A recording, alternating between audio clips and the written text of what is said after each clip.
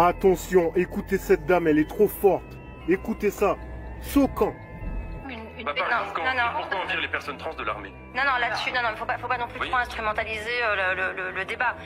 Ce que vous dites est scientifiquement vrai. D'ailleurs, biologiquement, on constate des taux d'hormones variants entre des femmes et des hommes, ce qu'on a traduit par une plus forte masculinité ou féminité. C'est pas le sujet. Personne ne renie ça. Personne ne dit le contraire de ça.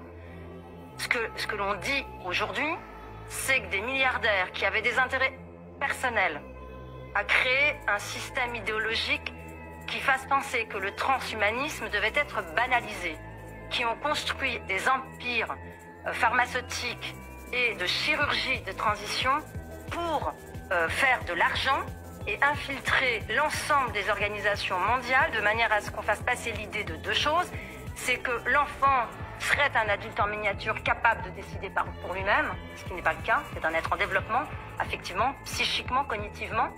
Et donc cet enfant auquel on attribuerait une capacité à avoir une sexualité fonctionnelle dès le départ, ce qui est vraiment très intéressant pour des pédophiles, aurait également dans le même registre, la capacité de s'auto-définir, c'est-à-dire de s'auto-déterminer de son genre, ce qui est une aberration développementale.